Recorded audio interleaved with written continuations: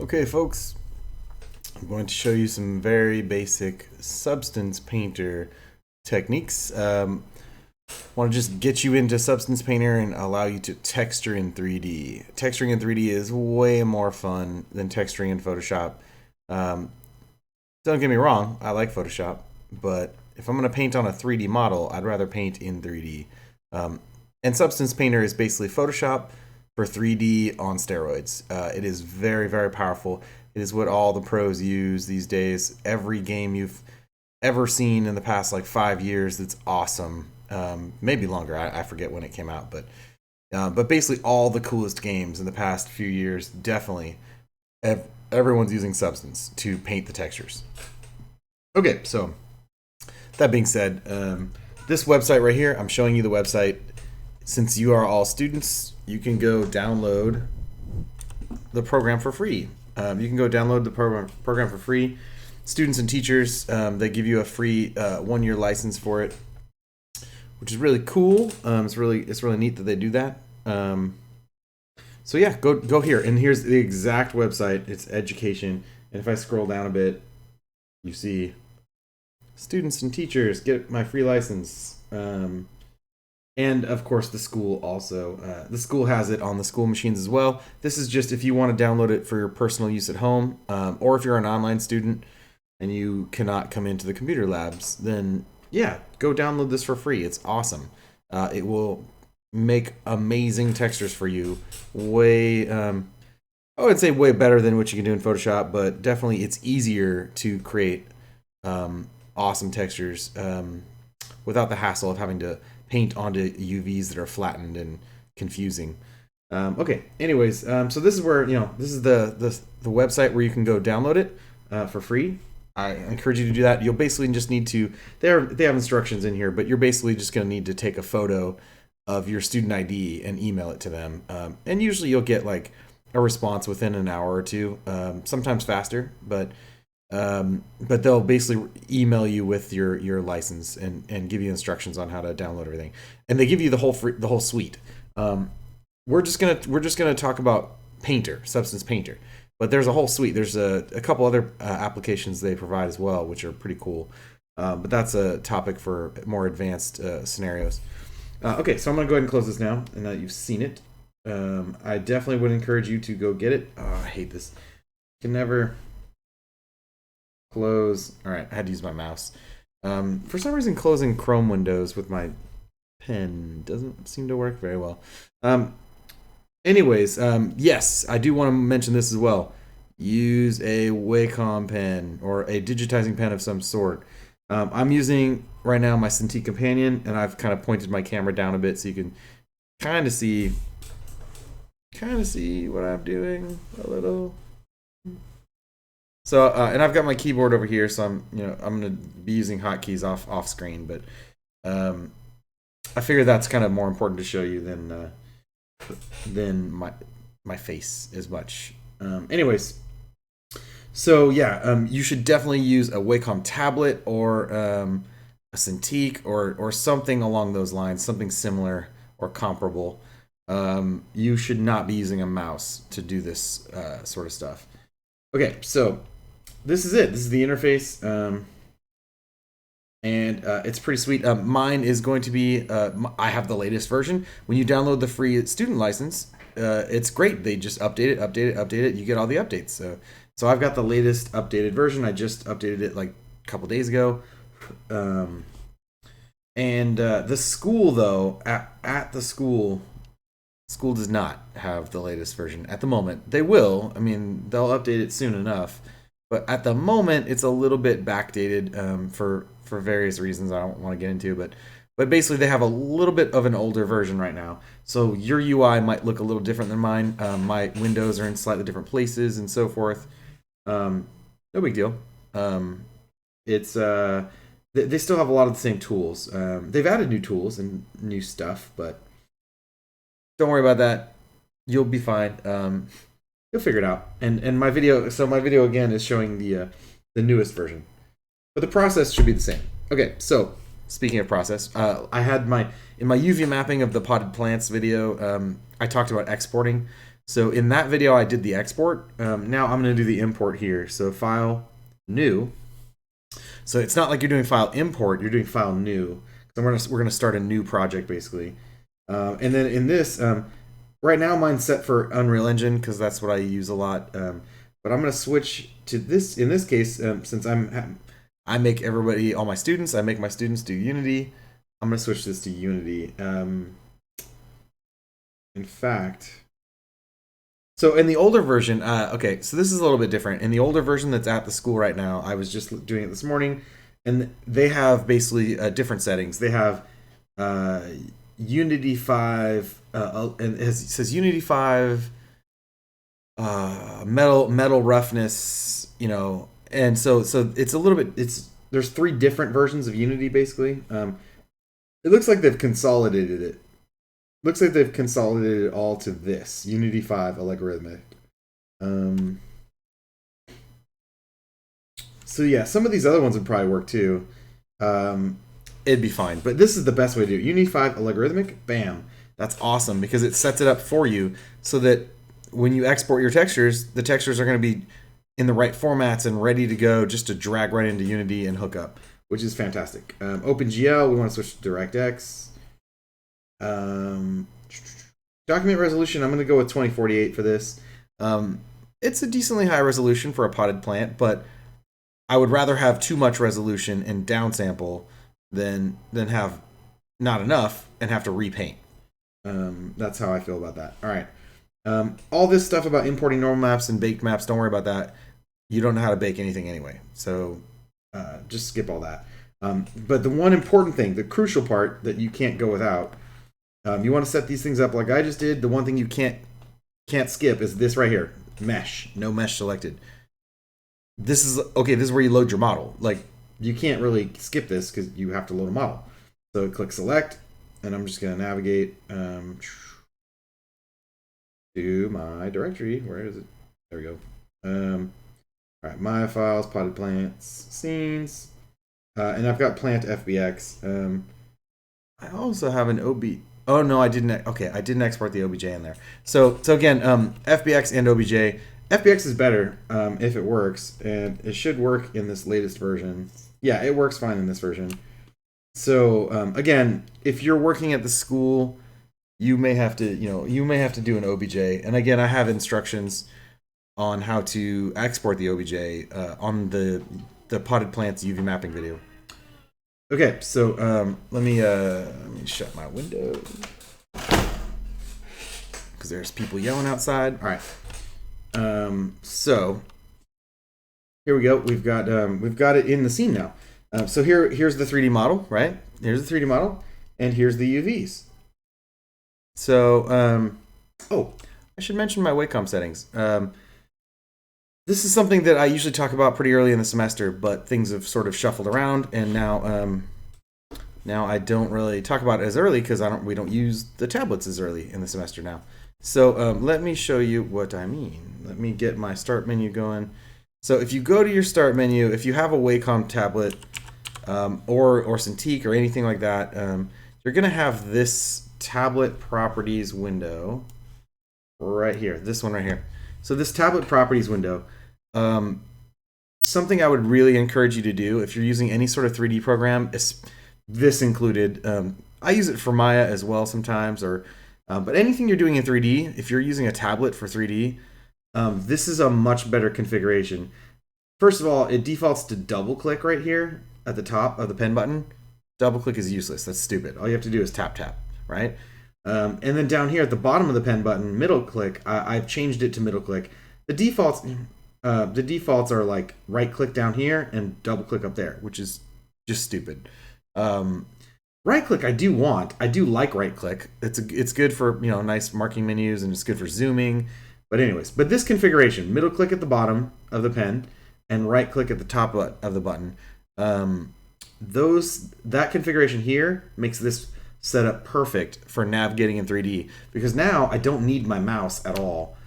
I can middle mouse click here to pan, I can right click to zoom, I can left click to rotate. All those things are built into my pen now, and I never need to touch my mouse while I'm working on this software. So So that's pretty useful. I just wanted to kind of point that out. Now I can just navigate and do anything I need to do without worrying about the mouse. Okay, now aside from that, what else was I going to say? Okay, so getting the tablet set up is a good way to sort of prep you for this and make sure that you can navigate this model. And the good news is, again, the hotkeys are the same as in Maya for camera controls. And watch this. This is even cooler. Ready? If I hold down the Alt key, and I'm not touching anything yet, I'm just holding down the Alt key, check it out. It gives you nice little hotkey combinations right here. Like, as soon as you start to move it or do something with it, it goes away. But if you hold down the Alt key and don't touch anything right away, it's going to give you the shortcuts. It's going to say, look, here's some shortcuts you can use to do stuff. And it tells you what it does. Same thing if you do that with a control key. If you hold the control key down, gives you, and basically any button you hold down will start to give you suggestions. Or if you hold down Control and Shift, or Control and Alt, it's really cool that it does that. It's kind of a nice little UI thing. So anyways, so if you're ever confused about, well, what was that button do again? What does this do again? Just hold the button down, and it'll give you instructions. Okay, so we'll talk about that more a little bit later because there's another button that we're going to use later. Anyways, but here we go. We've got our model, a nice UV mapped model. We've got the UVs here. We've got the model here. Now, those of you that are familiar with Photoshop should recognize the layer palette. It's very similar to Photoshop, and they did that on purpose because they know that tons of people use Photoshop, and so if you're familiar with Photoshop, this should be a little easier to sort of navigate and understand. So we have layers here. We've got buttons to create new layers. We've got buttons to create new fill layers and some other things. And the layers themselves have blend modes on them, which aren't showing up because it's showing up on my other monitor. Because this is like sort of squeezed onto this Cintiq monitor and a triple display. I have 3 displays. It's popping up. I'm clicking this and it's popping up on my other monitor. Let me just make this screen smaller. So that's a drawback.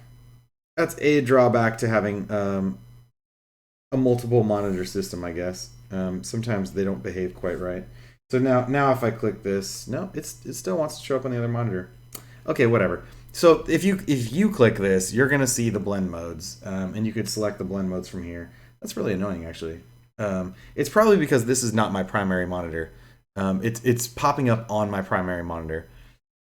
You probably won't have that problem, but blend modes are here. Opacity is here. Oh, that one at least showed up here. Anyways, I'll full screen this back again. So yeah.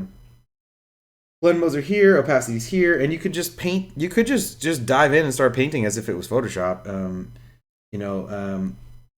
Pick a color and start going. The brush stuff is down here, and let me sort of bring this a little higher.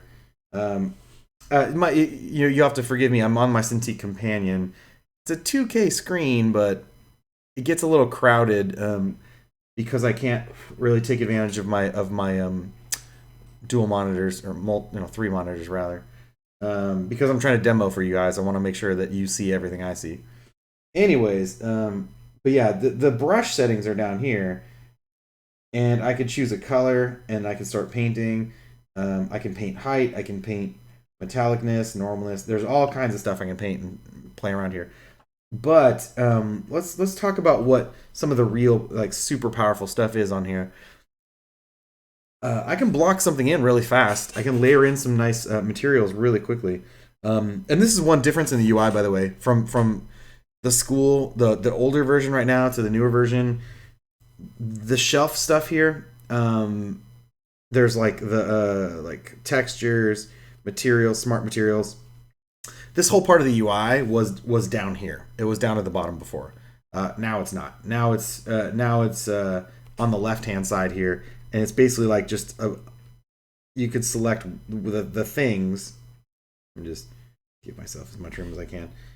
Anyways, so yeah, you can select the things here, like for instance, materials or smart materials. Smart materials are really cool, and there's one in particular. I've been sort of doing this morning. There's one in particular I find pretty useful for this the pot.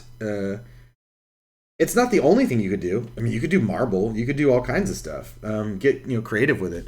But there's one in particular I've been using that seems somewhat appropriate. If I can scroll and find it. What was it? There's all kinds of good stuff in here, though. Fabric. Yeah. Maybe it's not in here anymore. Let me try just regular materials. Yeah, because it was in the other one, but I don't know. It was in smart materials.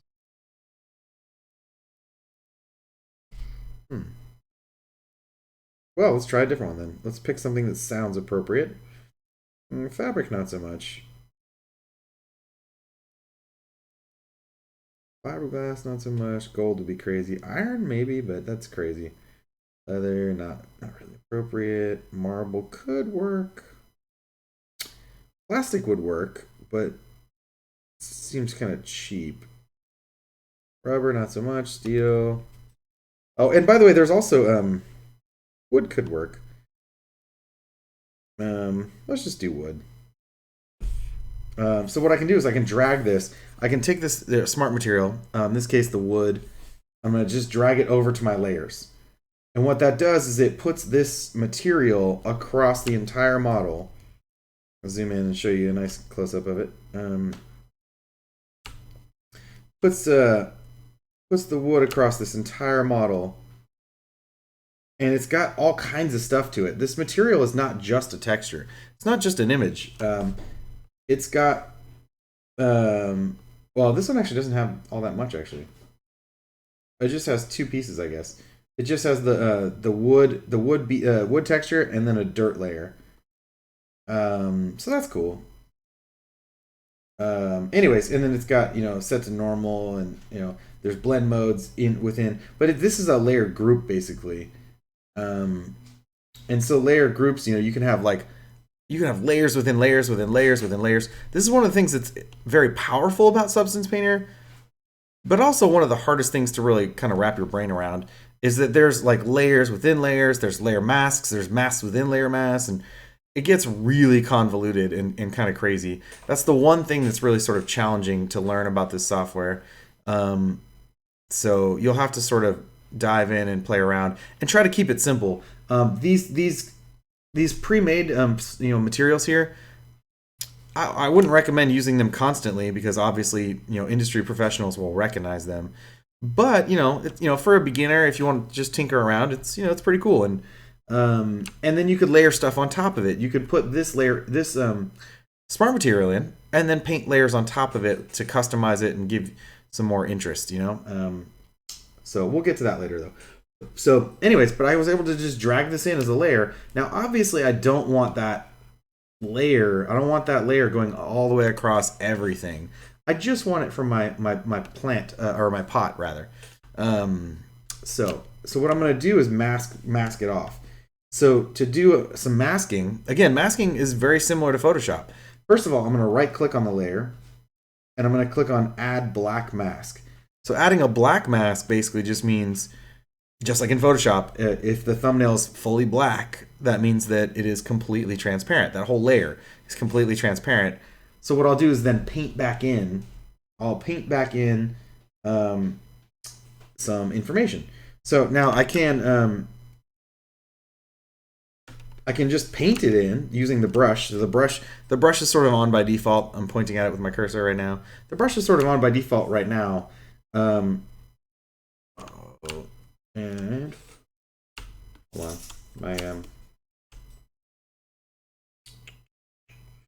oh, there it goes. All right, so my machine was choking for a second there. So anyways, I can just sort of use the brush and paint. And now here's the color right here, where it says grayscale uniform color. If I paint with white, again, just like in Photoshop, painting with white is gonna sort of reveal. It's gonna paint back in some of that layer that I had already cut out with the black, right? And then, of course, if I paint with black, it cuts back out. So just like any other traditional masking scenario, painting with white is going to be opaque, and then painting with black is going to cut a hole into the model. Okay, so I'm going to go back to white. Now, something else I can do that's really convenient, this really makes life so much easier when you're trying to really just blast in some information, is right here, this polygon fill. And you'll see it turns on the wireframe. This polygon fill, watch this. This is super easy and super fast. I can literally drag a marquee selection out, and it drops that, it creates that mask immediately with all of the information where it needs to be. And I can do that across all these little chunks really fast. Like I don't even have to worry about painting very carefully. Like I can literally just drop in this information by filling in the polygons. So this is where it's very useful to have UVs done very well and very intelligently, because you can use the UV shells as well. Like I could zoom into these UV shells and do that, and just add to my selection here and add to it here. So I can paint directly onto the model, which is fun. It's kind of fun. But I can also use the UV shells and paint directly onto those, and it applies to either spot. And now I've basically got this entire pot. Let me get that last little chunk there. And now I've got this entire pot masked off so that it's this pot now has the wood material, but nothing else. Nothing else is being affected by that. And the good thing too about this mask, once I've created the mask, I can reuse that mask. I can reuse that mask for other layers later on if I need to.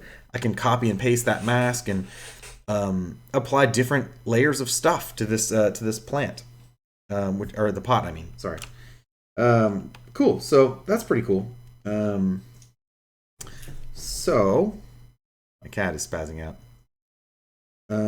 Okay. Let's go on to, let's say, the leaves. In fact, bear with me a second. Let me pull up a browser, and I should have downloaded this earlier. I thought I did, but I have something I have in my photos, because I've been collecting textures for a while. I have photos of textures and things that are useful. So I'm gonna go grab a texture real quick from my photo album called Texture Library that I've been smart enough to start saving. I basically just take photos of textures everywhere I go. Everyone's got a cell phone camera, right? So everywhere I go, I just, oh, that's a cool texture, and I just point my camera at it, bam, snap it up, and then that's going to be useful for me to paint with at some point. So let me just snag this one, and then snag the other one I need. So yeah, so I've got these texture files that are super useful to play with, and you'll see why in a second. Using Substance Painter, it makes it so much easier. Okay, so I got these two texture files, and in fact, I will drag them to the desktop here so you can see what I'm going to do with them. I'm actually going to drag them into Photoshop first, or at least, yeah, both of them actually. So I'm going to drag these down. You can see the thumbnails of them. And then I'm going to open Photoshop as well. And when I open Photoshop, I'm gonna prep these to make them a little easier to work with. I'm not gonna make them tiling. That'll be a different. In fact, I have a video on how to make tiling textures already. You can watch that. But if you make them tiling textures, they're gonna be a lot easier to use. So I'm just gonna drag in these files to Photoshop real quick.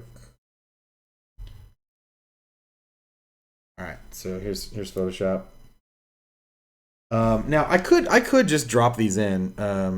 Take a sip.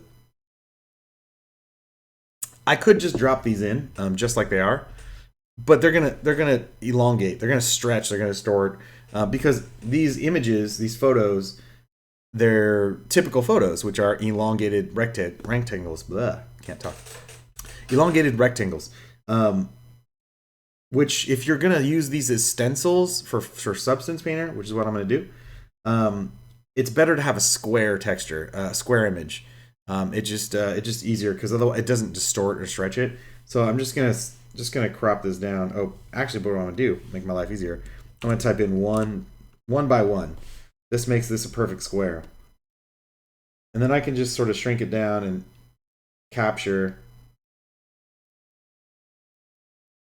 just this bit. This is a piece of a corn stalk. And it's perfect for just getting a generic, sort of just like a generic plant texture.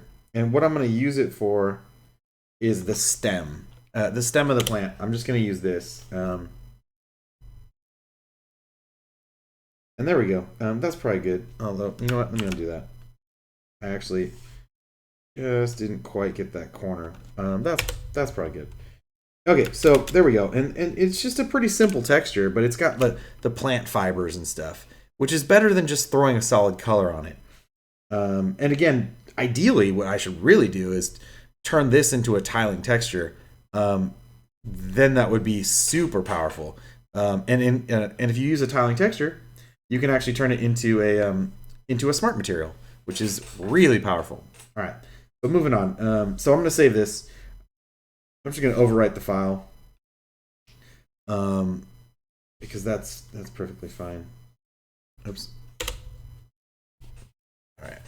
I hate it when the window pops up on the other monitor. All right, there we go. All right, now this one though, this one's different. I've got the whole leaf captured just right. I can't crop this to make it better. So instead, what I'm going to do is I'm going to go to Image, Canvas Size, and what I'm going to do is I'm going to match the width to the height. So I'm going to Control C this and then Control V it here, hit Enter, or hit OK. And now what I've got is I've got a black background, which is fine. But basically I've got a square image that if I apply this as a stencil, there's going to be no stretching on it. It'll stencil nicely. It's not ideal. It'd be nice if I really wanted to make this a nice stencil, I should really go in and Photoshop out the background. I should clip it out and use transparency. That would make it easier because then I wouldn't have to worry about accidentally getting any of this in there. But whatever, this will be fine. So again, just kind of getting things done in a hurry. Saving it as. So I'll just overwrite this file again. Let's go ahead and close Photoshop. It really does not like closing applications with the pen. Oh, aha, that's why. I haven't hit OK on this stupid window that keeps popping up on the wrong monitor.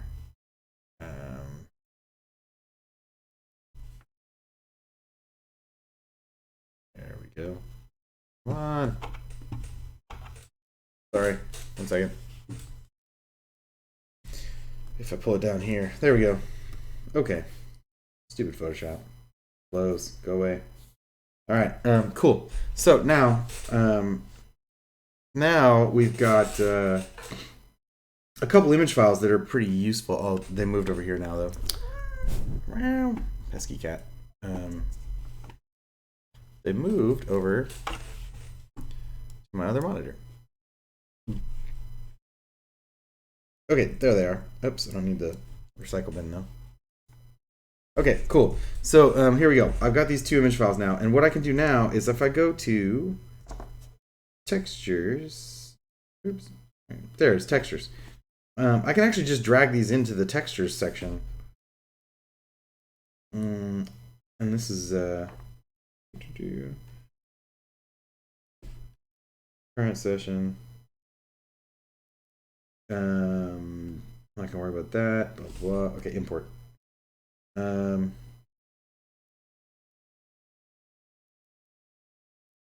It's a different dialog than it used to be. It used to just drop right in, and you didn't have to like go through that dialog. But where did it go? Be alphabetical, right? So, oops, damn it. Let me try that again. I think I did that dialog wrong. All right. Oh, okay, yeah. So texture. I think that's why it was complaining. Current session. Import. Okay, there we go. And there it is. Cool. These are right here now. They're in my textures. In my textures section. Because I think it's because I had to define them. So again, that's a little different. That's the older version didn't have to do that. Okay, but now I got them in. So I can take this and if I want to stencil this, let's say, onto the leaves. First of all, I'm going to go to this new layer, this other layer, and I'm actually going to label it. I'm going to double click it, label it leaf layer. All right. So now I've got a leaf layer, and now I can take this. I can go to this projection brush right here, projection, and what I can do. Let me maximize my screen again. What I can do now. Scoot this over. It's killing me having such a tight workspace right now. I really am looking forward to getting a bigger Cintiq. Anyways, but what I can do now is I can actually paint with the projection brush right onto either the leaf UVs or onto the leaf UVs or onto the leaf itself in 3D. And let me show you what that looks like. If I have the projection brush turned on. What I want to do is where it says base color. Oh, actually, let me turn off the others too. So I'm going to turn off normal. I'm going to turn off metal. So these are the channels, right? And I don't really need all these channels. I've got metal and normal. I'm not going to be painting those right now. I'm not going to be painting with those. Color I want, height I want, roughness maybe. Okay, so what I want to do is I want to take this leaf image and drag it onto the base color. And when I do that, you see now how I have like a leaf image that I can paint. I can use to paint with. Which is super cool. And by the way, what I'm using right now to move the stencil is holding the S key down. And you see that the instructions pop up right there? Holding the S key down, similar to the camera controls, you just hold the S key to manipulate basically the stencil for this, as opposed to the Alt key for the actual cameras. But what I can do is basically line this up real nicely.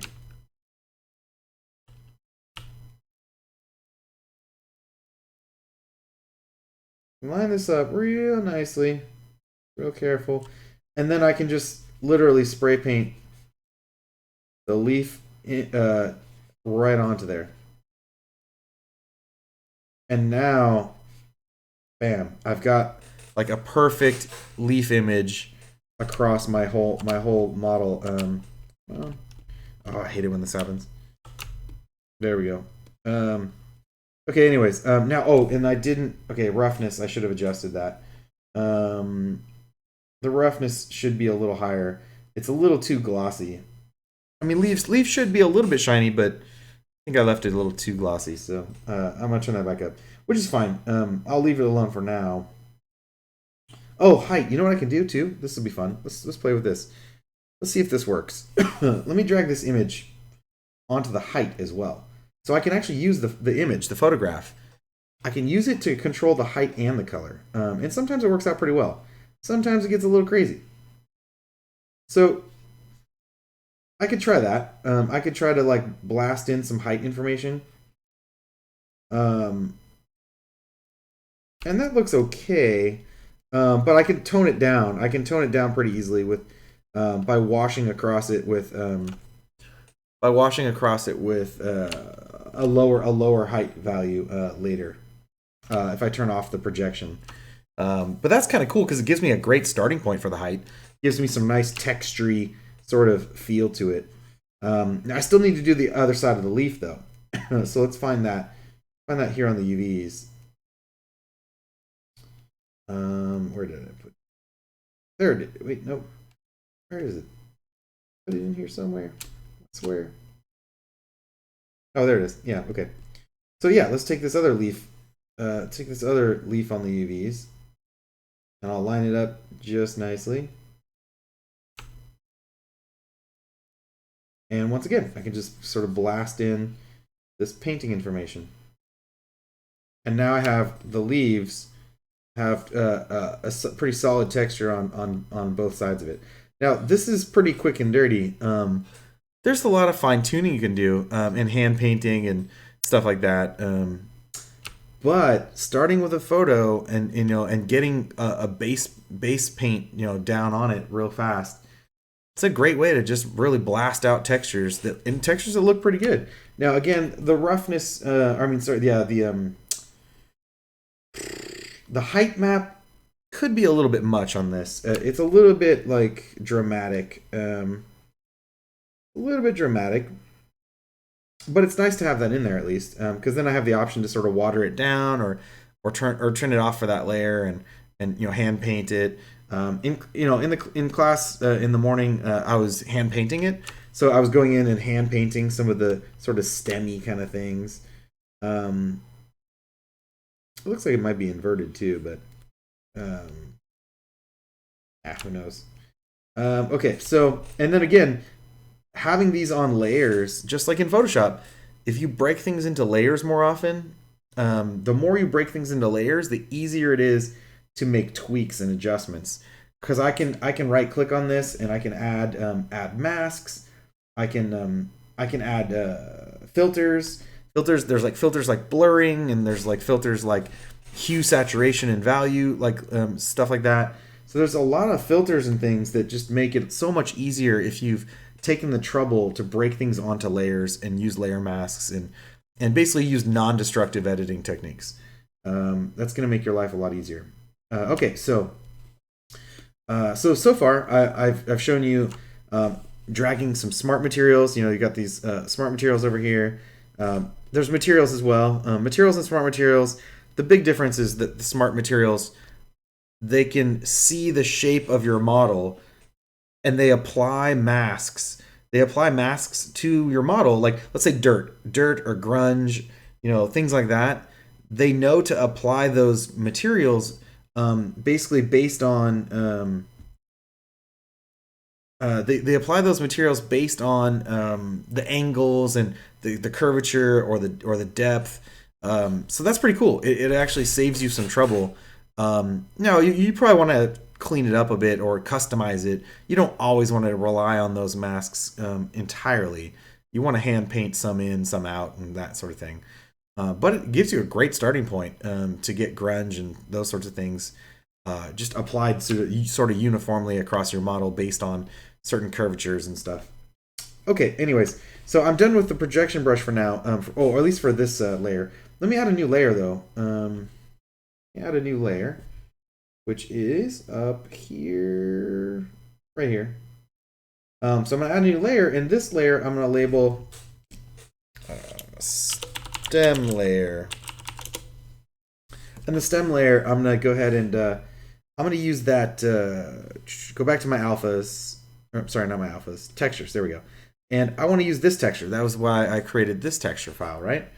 So what I'm going to do now is just go ahead, I'm going to make sure, projection brush is still on. I'm going to kill this one and kill this one and replace them with this. So base color and height information. I'm going to use these textures now. Now this one's a little trickier. The leaves are a little easier to do in the UVs. As for I'm in the UV editor. For the stem here, a little bit trickier. I could try. It might get a little funky though. By the way, brush size. I haven't taught you the hotkey yet for that. That's really cool. So holding the control key down, I can, in fact, it says it right here, I believe. So this is really cool though. Check it out. Holding the control key, if I right click and drag left and right, it changes brush size. So control key, right click, drag left and right. Really cool. Brush size. Super easy. But also, this is really cool too. If I go up and down, if I right click and go up and down, it actually changes the brush hardness, which is pretty cool. So that's pretty neat. I love the way they've done that. Okay, anyways, I'm going to zoom in a bit and just try to blast in. Let me undo that. Okay, I know why. So it was rotated funny. It was kind of, I was like, why is it kind of looking like that? Okay, it was just rotated funny. So I'm going to zoom in a bit actually, and then just sort of blast this down. Now this is not going to be ideal, and there's some seams in it. I'm just throwing down a quick base layer, and then I can go back in and touch up the seams. The seams are there, by the way, partly just because they're partly there just because I didn't make a tiling texture. If I had to turn this into a tiling texture, I should be able to slap down paint way faster and not have to worry about seams. There wouldn't be any seams because there would be no seams in the texture, which is really cool. That's a good motivation to go in and take the trouble to make those tiling textures. All right, so now these are the other bits that I need to sort of lay down some texture onto, and I'll just sort of go this way with it. Now this is not going to match. It's not going to be ideal, but again, I'm just trying to show you guys what you can do in a hurry.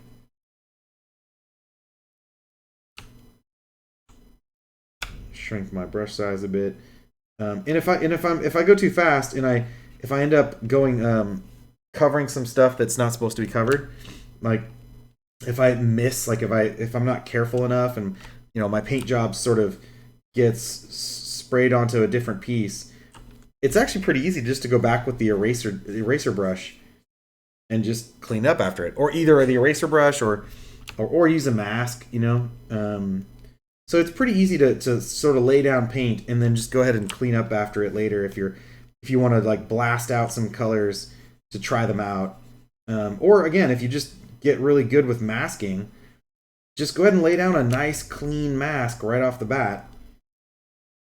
And then all you got to do is just go back in and tweak the base colors and stuff, and it just updates, which is again, smart moves. Okay, so yeah, so again, I haven't done the dirt. Oh yeah, let's do the dirt. So obviously I got some stuff in there on accident for the dirt, and let's go ahead and make a new. I'm gonna go ahead and turn off the projection stuff. I'm basically done with that for now. I could use it to go in and sort of in 3D. If I go in with the stencil, I could clean up these seams that are happening because of the UVs. I'm just not gonna bother right now. You guys can do that on your own time, because that's a little bit more of the polishing. Going back in to patch up the seams and sort of hand paint in some transitions and stuff.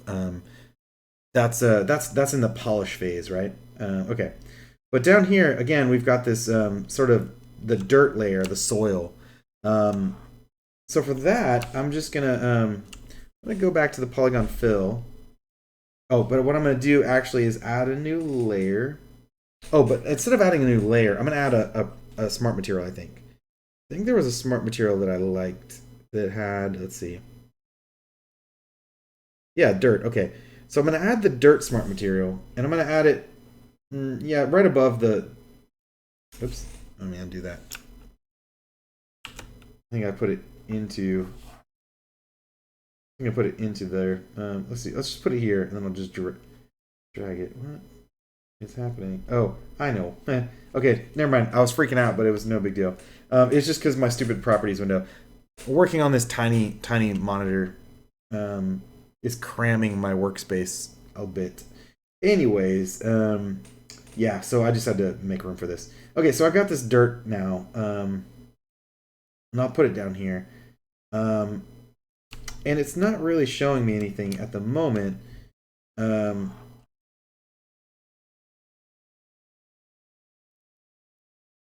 It could be, okay, so it could be because this mask is black.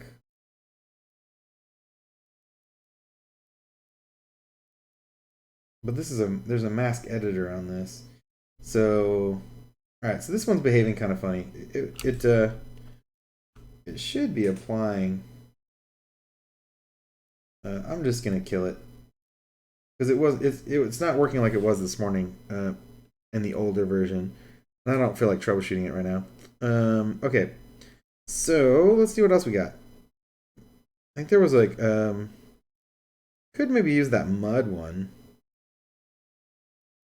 I think there was a mud one somewhere.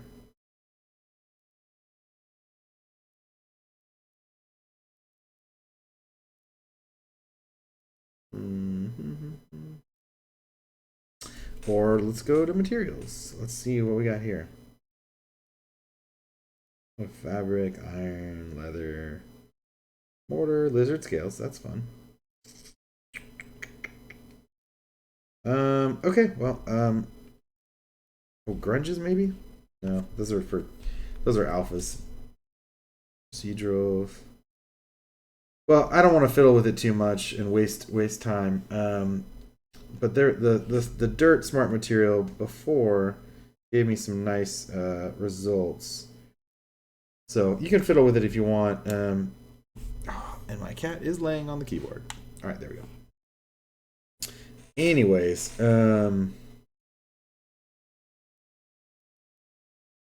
well, at the very least, I can throw down a paint layer. So let's do that. So I'm going to add a new layer. Add a new layer. Call it dirt. And I could hand paint it, or I could. The best thing to do would be to go. I think I do have photos. Anyways, get photos of dirt. You know what I mean? Use those. And even better, build your own smart material of dirt. But whatever. For now, let me just go ahead and drop in some color. And to do that, oh, you know what I should do? This will be even easier. I'm just gonna actually delete this one. And I'll just add a fill layer. So I'll add this one right here is add a fill layer. The fill layer, I can turn some of these things off. And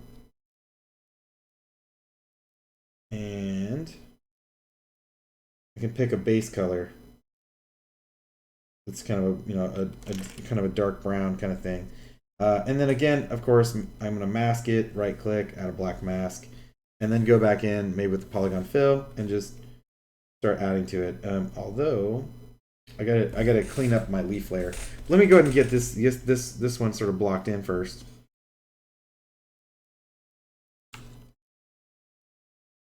Adding to the mask here.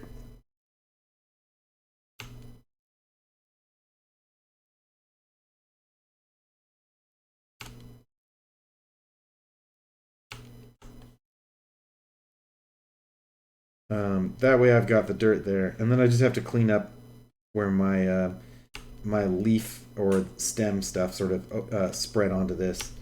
So I'll do that now. I think it's on the stem layer. So I'll go to the stem layer, go to the eraser. Now I have found that sometimes when you erase down here on the UVs, you notice how it's kind of giving me a little bit of overlap onto the stem itself. So I found that it's sometimes better to sort of do things here on the in the 3D view. Sometimes painting directly onto the UVs is just fine. Other times it seems to bleed across and sort of cause problems. So of course now. Now my camera's stuck.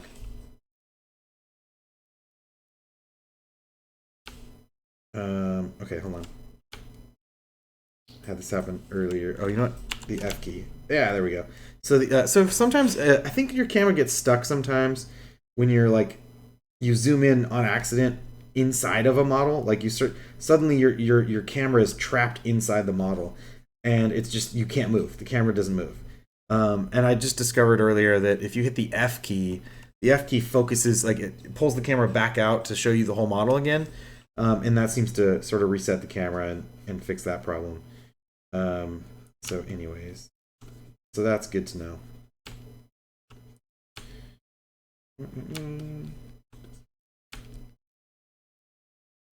So there we go. Cleaned up that a little bit. Now I do have, again, the brown is just sort of a generic brown, flat brown color. It's not very exciting. So it'd be nice to go in and paint in some like little dirt chunks and pebbles and like random things, I guess, soil looking stuff, a soil texture basically. I'm not going to bother. I think you guys are getting the idea by now, and I've shown you a lot of the cool tools. There's the eraser, there's the pen, the eraser, the projection brush. They actually do now, they do have a smudge tool now and a clone stamp tool. So again, these are new. These are tools that aren't in the the version that's at the school right now, these are things that aren't in there right now. Clone stamp, smudge.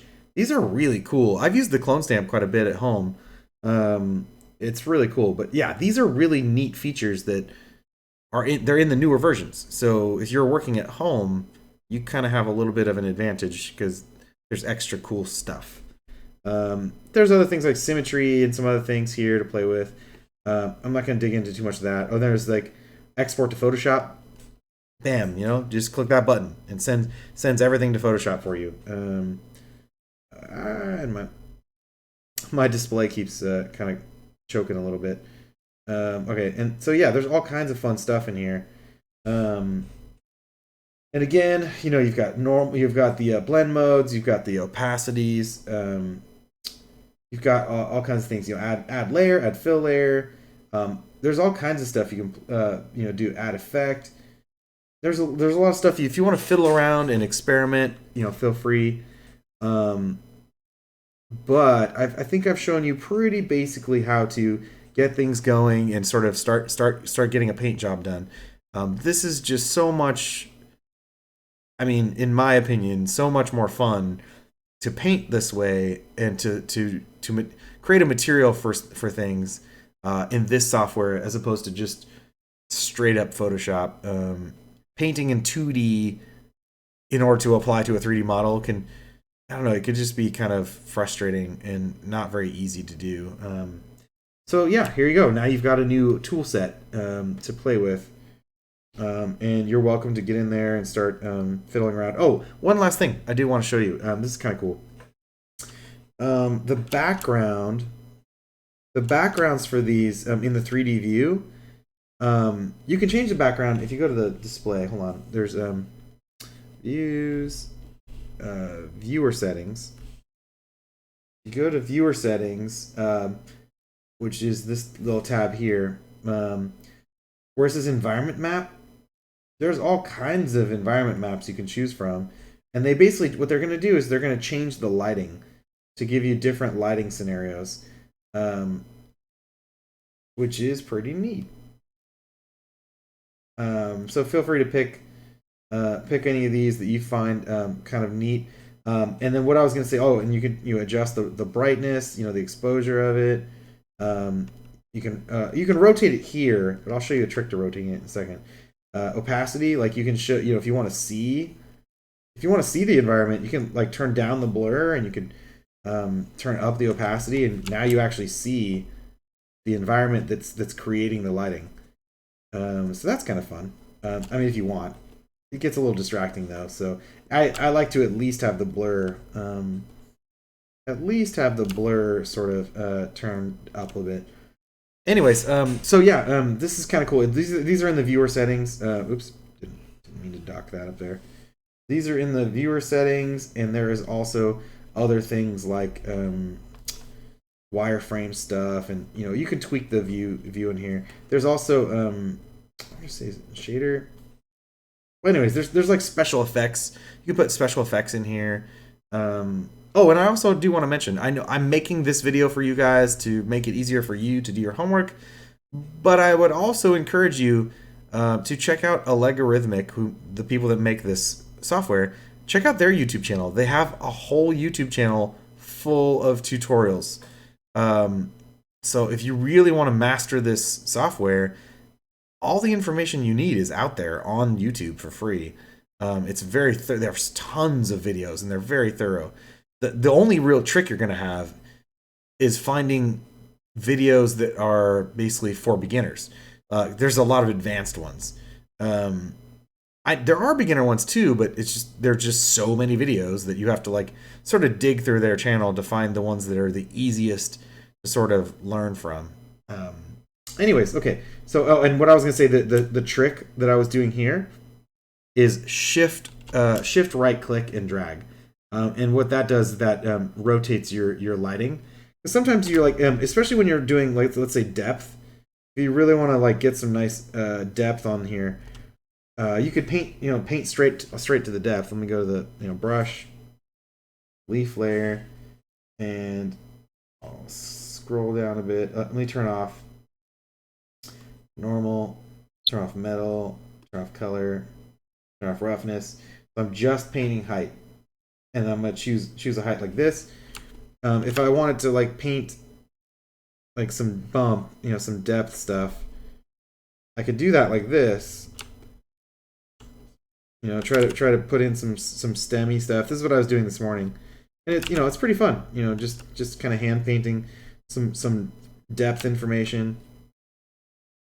So if I wanted to do this, it becomes a lot easier to sort of see the effect of the bump if you do this shift right click and sort of adjust your lighting. The bump mapping or normal mapping rather, it really is very dependent on the light. It uses the light to basically create a fake model, right? So fake modeling information. So what you're getting is this looks like a really detailed model. Like it looks like you modeled in all those stems, but it's actually just faking it with lighting tricks. So being able to like rotate your light really quickly and sort of see how the light sort of passes across the depth information, that's very valuable. It's very, very valuable to check on that and see how it feels from different, if you move the light. If you move the light, does it really sort of feel like it's got this sort of stem, behaving the way it should, All right, so that's cool. Oh, and there was, oh yeah, one last thing I wanted to say. Speaking of painting depth, I want to encourage you. You guys, can crank out some colors and some depth and stuff and whatever and have fun with it. One thing I want to encourage you to do is try to like carve in something hand painted onto your pot. Like, because right now I just got a base texture and it looks okay, but try to maybe carve in, like maybe, I don't know, write your name. Or, I don't know, draw a pattern in here. Play around with creating some sort of a stencil. Oh, and then speaking of stencils, there's also alphas in here. Like if I wanted to do something like this, I could like put this pattern on there, right? So put some sort of a unique, interesting pattern into this, and have fun with it. Customize it. Make it your own. Do some research. Look up really interesting. That's trippy. Look up really interesting pots. Look up designer pots for your plant. Like what have other people done in real life? What kind of is there floral patterns? Is there sort of like a relief of like Greek gods and goddesses? What do you got going on here? Make something fun so it's not just a boring material. Make it a design and have fun with it artistically. So that's one thing I would like to see from you guys. I think that's just about it. Again, this is a very new thing. Teaching substance is very new to this curriculum. So please ask questions if you have questions, because I have questions. The software has not been around that long, and it's new to the curriculum as well. So please ask as many questions as possible so that I can answer them for you and for me, so we can both learn and get better at this. Again, I've been troubleshooting Maya and Photoshop for years and years and years and years. But Substance Painter is still pretty new to me as well, so I can help troubleshoot, but I want to know the answers just as badly as you do. If something goes wrong or you hit a hotkey that you don't understand, I would like to know that as well, because it will help me to troubleshoot things for other people as well, for myself and for other people. Okay, so good luck. Have fun. This is a super powerful, awesome program used in so many video games. Don't forget to enjoy yourself. Put some music on and just it kind of ends up being similar to like painting miniatures, if you've ever been into that. Hand painting little sculpted miniatures or plastic miniatures or whatever. Okay, yeah, but have fun and good luck, everyone.